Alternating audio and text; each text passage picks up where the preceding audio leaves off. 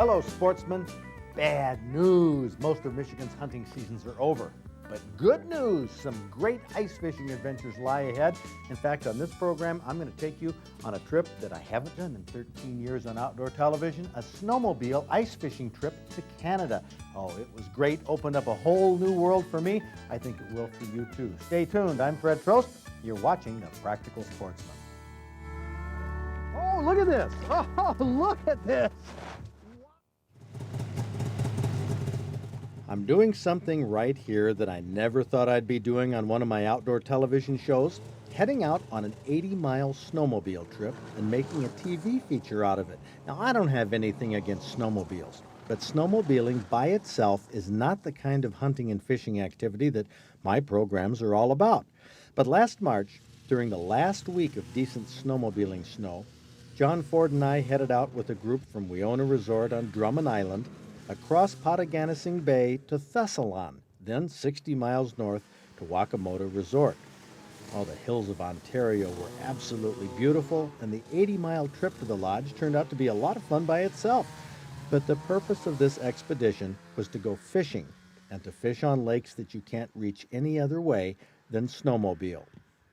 Modern snow machines are quiet and comfortable. They have heaters and heated handles to keep you warm. No, look off to the right there. Those are moose tracks in the snow. We're in the wilderness. And fishing for trout on these remote Canadian lakes is anything but modern the way the Canadians do it. Well, let's talk about this rig here. We just about had a fish, and I guess the fishing has been slow up here on a lake that it doesn't matter if we give the name, because nobody's going to show up here except you and a couple of your friends. You're Hugh who? Montpetit. From where? I'm from Warncliffe. Warncliffe. Okay, that's way up here. We came up on snowmobiles. You want to see a sweaty head? I mean, I am soaked. We really had quite a trip up here, and you came an easier way, I understand? I don't think so. I think we came the same route you did.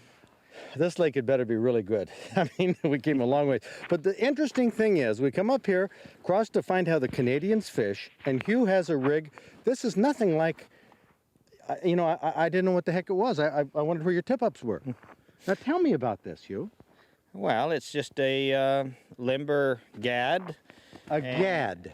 What's a gad? Well, a little twig, you might say, and we hang our line on it, and some people put a little piece of fluorescent tape or something like that on the line so that they'll notice when it flips off. So this is your fishing rod and reel? That's correct. Did you buy this? That's the latest. Did you buy this? No, that's so. Homemade. Homemade. And is this a gad, or is this called a gad? What's a gad? This is a gad. Okay, that's a rough one. Generally we pick nice smooth ones that look a little bit like a fishing pole. So what is this called? Well, I guess that's the winder, I guess you'd call it. A winder, okay. I just want to get the Canadian terminology down here. Would you mind pulling of course, if a fish hits this, it could pull it right off of the That's correct. branch. That's the idea. Oh, it's the idea. So then it Then starts it can going. Get some slack and give it time to swallow the hook, yeah. Okay, and you run over and pay out line or what? Generally, by the time you get over there, he's taken enough, if it's set right, that you should be able to set the hook. Oh, look, I see you have little loops on the line. Is this for different depths? That's because those are little mistakes. You see, Oh. if you let it tighten up too much, the little loop that you hook over the gad, then you can't get them loose again, and they're kind of permanent. Well, this is a lot deeper water than I would have thought. And you're fishing with, I don't believe this. Well, we're trying this. In March. So you have a hook, a dropper hook with a night crawler on it. Mm-hmm. And that's what looks like about a number 6 or number 4 hook, long shanked? Yeah, that's not what we generally use short shank, but I ran out, so. So then you have a Williams wobbler, which is connected to a dead minnow hooked in the tail. I hope he's not dead. He wasn't. Well, he wasn't before. Well, he's one of them. Oh, he has a little teeny twitch. He's kind of resting right now. So you put this down in the hole, and you don't have to jig it. I mean, you have the attractor there, but you don't have to jig it, huh? No. So well, once in a while we go over and, give it a little pull just to make sure everything's working right. And well, heck, this must be, what, 15, 20 feet deep here? Yeah, about that. No, we haven't had any luck in this hole, and I'm not going to have any luck in the other one either. What do you mean? You just had a bite over there. Yeah, I'm not going to have any more luck, though, because Because you don't have any more minnows. he's clean. The other fella's got the bucket. Okay, now I'm going to put this on the gad. Right. Now this has got to be one of the most practical, inexpensive ways to fish in the world. Let's go down and look at your other gad. Now this is a real cool gad. This is one I think that Hugh is more proud of, right? Because it looks more like a fishing pole. That's a more conventional one. That's generally a stick, something, or a Piece of gad, balsam, something like that, yeah. balsam fir here, and you put the tape on it and put that in the water. And we have here evidence that there are fish in the lake. Now this is a Swedish pimple tied, and you use fairly heavy line. Yeah, well, I fish a lot of different lakes, and instead of changing line all the time, we always use same line, and some of the lakes, of course, you're going to get bigger fish, so we go heavier line. But this is something, I've never heard of this before, a gad. Somebody will probably sell these in the States. They'll sell them. They'll have an infomercial that'll be on for a half hour. You'll see it at 2 a.m. This gad, be made out of plastic, looks just like a tree limb. Use it for ice fishing. That's something else. I'll be darned. Well, fishing just gets less expensive and more practical all the time, doesn't it, John? I never failed to pick up new ideas from locals, and this gad business was really unexpected. Jim Burns from Wakamoto Lodge is another local who fishes these lakes all winter. Yeah, bring him up. Should I bring them up? 15 feet is not very deep. Where I'm from, that's pretty deep. We're used to maybe more like 60 or 90 feet. Wow. But he's not a very big one. I'm a bit ashamed of him. But Ashamed? Oh, look at that. Oh, is that pretty? not pretty colors. Oh. One of the most beautiful fish I think there is. Really is. Now, is this legal size up here or not? Oh yeah, that's legal. Now, is this something you would keep or you toss back? I probably won't keep it. Boy, I tell you, I think I got a bunch of them. in a frying pan, that would be really nice. very tasty. So that's a little brook trout that lives in the lake. It's a speck. Yeah. A speck is short for speckled trout. That's in Canada. In the States, we call the same fish a brook trout. Time to check another gad. Well, sort of a gad. It's made from a hockey stick. Now, this is a highly technological gad. You didn't tell me about this one, Al. This, in fact, is made out, I happen to know, out of a hockey stick. Yeah. That's exactly right. Now, you guys don't, shouldn't we be? Oh, okay. Oh, okay. So how do you do this, Al? Al, get over here and get on. You hand line this in? I gotta set this one here with the same kind of bait, and I want to catch something there too, eh? Well, look at this. Your hat's on straight, Al. Hockey stick and the end of a rod with a spring. Now, you're going to have to explain that stuff, Al. Boy, this is, did you invent this? I seen somebody else on the ice with it. No kidding, you made I don't one. invent anything. I take other people's good ideas and I use them. Well, let's see. Here we, doesn't feel like a bad one. It's fighting. Try and keep right in the center of the hole so he doesn't. The center of the hole? Yeah. Oh, he's fighting. He's thrashing back and forth. Yeah, don't knock them off. Oh, don't, just quiet. Oh, look at this. Oh, look at this. Wow. Oh, that is something else. I know you think it's no big deal, right, Jim? Well, this lake normally produces larger trout than this, according to the locals, but at the end of the ice fishing season, the fish were running smaller than usual. A little lake trout. Yeah. But now, is this a keeper? Oh, yeah. Boy, look at him fight. Not only was this my first extended snowmobile trip, it was my first Canadian ice fishing trip for trout. Canadians prefer this kind of fishing rather than pike or walleye. Boy, a fighter, but that's what a lake trout looks like from an inland lake. Tasty, tasty. Smaller fish do tend to be better eating, and meanwhile, that evening back at Wakamoto Lodge. You know, I didn't realize this trout was quite so big. This is a good-sized lake trout. Look at all that meat on there. And since Deborah let me use her snowmobile, maybe I'll let her have a bite. You want a bite? Mm-hmm. Isn't that awesome? Ooh.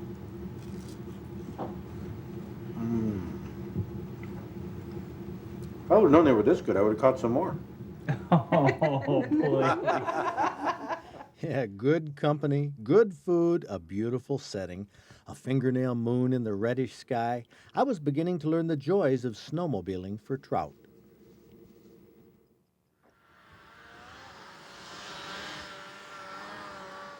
The next day, we headed the snowmobiles on a new course, heading to a different lake from the day before. Now, this part of Ontario is dotted with small lakes nestled amongst the hills, and when the snow is 3 feet deep, there's only one way to get to them, and that's by snowmobile. I'm sure it's possible to fly in with a plane that has skis, but as far as practical methods of fishing these lakes, snowmobiles are the only practical alternative. We went to one lake that was about 20 miles from the lodge. We got a glimpse of a couple moose. We saw some tremendous scenery on our way back to the lake. If you have a snowmobile, then you probably have a good snowmobile suit, gloves, and helmet, and that's just about all you need to take a trip like this. Some spare clothes in a small waterproof duffel bag, a minimum of ice fishing equipment, a Canadian fishing license. That's the beauty of a trip like this. Minimum equipment, minimum expense. As far as power augers go, you only need one for every group of fishermen, but it has to have an extra long shank for the auger because the ice up here is often 3 feet thick. Well, did you find the right one? Pretty close, I think. What do you look for in a good gad? Well, I like to have it nice and limber, not too big, so that the least little thing shows up on it, you know? Mm-hmm. Is that how you are, or? That's just how I am if I fish with the one. Once again, you don't have to bring a gad to Canada. You pick your own every day along shore. A Swedish pimple or Williams wobbler or other flashy lure will help attract a deep water trout. Set the depth, bring your bait up off the bottom a little ways, and after that, the twitching of the gad will let you know when you have a fish on. But you have to keep watching the gad in order to know what's happening. Now keep an eye on that gad over my shoulder. John Ford didn't see it right away either. I bet you the minnow's gone though. I don't know how deep it is here. There, the other one. The other one. The other one's going too. Oh, Is it maybe hooked on the other? no. But it's tapping at it. As it turned out, nobody was at home on this line, but Jim Burns had one. Not very big. Oh, yeah. Oh, we foul hooked him. Yeah, it snagged him. He grabbed it. I don't know if he brushed by it or what happened. But he grabbed it anyway. Yeah. So we got to go back. Yeah, those fish are aggressive in the winter, even though the water is cold and their metabolism is slowed down. Come on, don't get off, don't get off. It really shakes its head. There we go. A little Yeah. laker. That is a little one. It is a little one. Is this too small to keep? I need a ruling. Yes, sir. Yes, sir, too small to keep, so it'll go back. Now, if I can do this without, I think I can let this go without hooking myself. Get it back in the hole. But look how dark that lake trout is. It comes from these inland lakes. Come on, shake off, shake off. Anybody have any hemostats or pliers or something? Hang on, let me look in the back of my sled. I may have some. There we go. He's gone. Got it. Well, that's how you do it without hurting him. Well, I need another minnow. Good for you, Fred. Now- you and I are top of the line. Okay, now look, if you guys want to gather around here, I'll give you some lessons. Huh? I'm for that. Well, you know, in the last couple hours, you're the only one that's pulled anything in, so maybe I can take some. I resent that. Oh, that's Steve? right. Okay, well, I'm sorry, Jim. Haven't I got a right to resent that, John? You bet you do. Oh, good heavens, after just pulling out that 4-pounder. Now hold it. We did have, at the moment Fred the wants to moment get the in fish front of the hit, camera. hold it. At the moment the fish hit, you asked me if I insinuated the Detroit Red Yeah. Wings were going to win the Stanley Cup Yeah. and beat the pants off all the Canadian teams. And I told you, no, I wasn't insinuating. I was just stating a fact. Wham, the fish hit. Exactly. I think that's an omen. We're going to win the Stanley Cup. Yes! I hope so. In Canada, hockey is always a hot topic of conversation. Despite the cold temperatures, ice fishing is fun because of all the camaraderie and jokes and conversation. Let me do the jigging, No, that's okay. because I Fred. seem to have the touch. Now this is not a big one. Oh, it's a little bigger than the last one though. Get out of there. Whoa! Keep them out of that hole. How about that? Fish, Fred. Well, I think as I keep going here, they're gonna get bigger every time. Huh? You know, you'd think for being so cold, they'd calm down a little bit.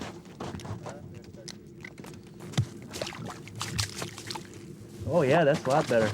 Now, is this a keeper? You can keep that one, Fred. Should we? I think so. Should we keep it? I think so.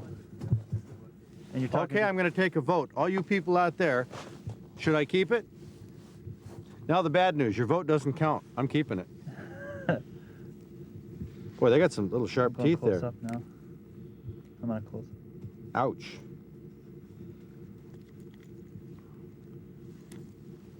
There it is. A lake trout from Canada. Tilt it towards the sun a little bit. Yeah. Well, I am very pleased with myself. I'm very pleased with you too. This is fun. You're the only one jigging, and that's paying off. Doug Tabor, see how big this fish is? Very, Very big, isn't it? yes. The trout we caught were not huge, but they tell me that trophies were swimming right under us. Most of them are caught earlier in the ice fishing season. This was videotaped in March, a week before the snow deteriorated too much for snowmobiling in these backwoods. But this January, I'm going back when the snow conditions are ideal. This trip opened my eyes to a new practical use of snowmobiles, and I learned to spray snow on the camera. I enjoyed that too. A story about this trip is in our current Practical Sportsman magazine. The title of the article is Egads, because I talk about gads in here too. Now, also doing final preparations to his salmon cheesecake is Tom Boakes from Rochester. It looks like a cheesecake, but made with salmon? Well, the differences between these dishes are distinct, but will the judges find it easy to make a distinct choice? Well, we have a choice here for the judges. It's pretty clear cut. Either you like venison or you like salmon. But both of the presentations you guys have are incredible. Thank you. I mean, where did you get these recipes, out of books or something? From? Well, this one I had an idea to do about 5 or 6 years ago, and I just never got around to it. And then I found it in one of the newspapers, and I've kind of modified it and made my own version. Okay, that's the salmon cheesecake. that is served a little bit warm. Yes. What happens if it's cold? It's not as good. It's just not quite as good. Okay, but you have it, it looks like... It's more like a salmon mousse, actually. An appetizer is just what it's supposed to do. It's supposed to make you hungry. Now, both of these fit that category, and they were both extremely good. Matter of fact, I may put that salmon, that was very light, and put that into a category even of an entree. I agree with Charlie about an appetizer supposed to make you hungry. I don't think I want my soup or my fish or my big game or my small game. I want more of this. Honest. They were both very good. I've got to go with the salmon. The salmon cheesecake. Okay. For those of you who don't really know me, I have kind of an off-the-wall sense of humor, okay? I enjoy things like The Far Side by Gary Larson. He does wacky things about hunting and animals and all that. I think that's funny.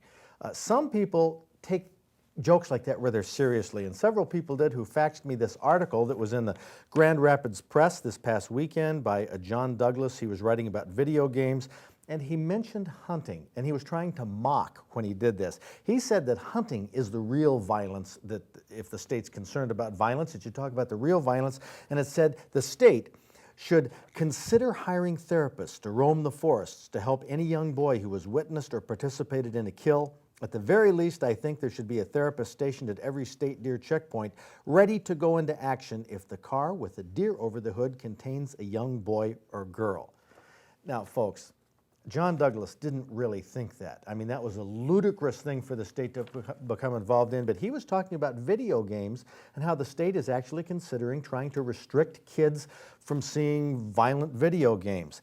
The point of what he was saying was, right here, the state should concentrate on doing its own job rather than trying to move into the territory of the parents. He says there's a lot of things the state should become involved in before it tries to regulate video games and people's reaction to hunting as well. So I think sometimes we have to kind of lighten up, read between the lines, and notice jokes where they are. I mean, jokes, talk about jokes. I'm sure there's people who will take this one seriously. Do you know how many deer Santa has pulling his sleigh? Now, this fax was sent to me by some folks in Saginaw. The DNR counted them 29. Folks, this is also a joke, but it's something that will set off future discussions on this show. Well, let's check back here in Tim Hayes' taxidermy studio at the museum. He's sewing up a black bear, big one. Yeah, he's a little over 400 pounds. Wow. Nice bear. I tell you, the customer have something to put on display in his living room that coming around the corner in the middle of the night could scare the heck out of you. Yeah, this is his fourth bear that he's having done too. No kidding. Look at this though, the pin's up around the mouth and the eyes, holding it in place to dry. And what about the claws here? Oh, they're still move. Yeah, I've got clay in here to form the shape of the hand. So by this weekend, this will be fairly dry. People can come by and see it as it's drying. And I hope you folks also can get outdoors if you can. It's a great place to be. See you next week.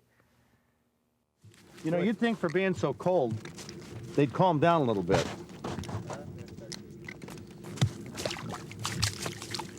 Oh yeah, that's a lot better. Now, is this a keeper? You can keep that one, Fred. Should we? I think so. Should we keep it? Yeah, I think so. And you're talking. Okay, I'm going to take a vote. All you people out there, should I keep it? Now the bad news, your vote doesn't count. I'm keeping it. Boy, they got some little sharp teeth there. Close up now.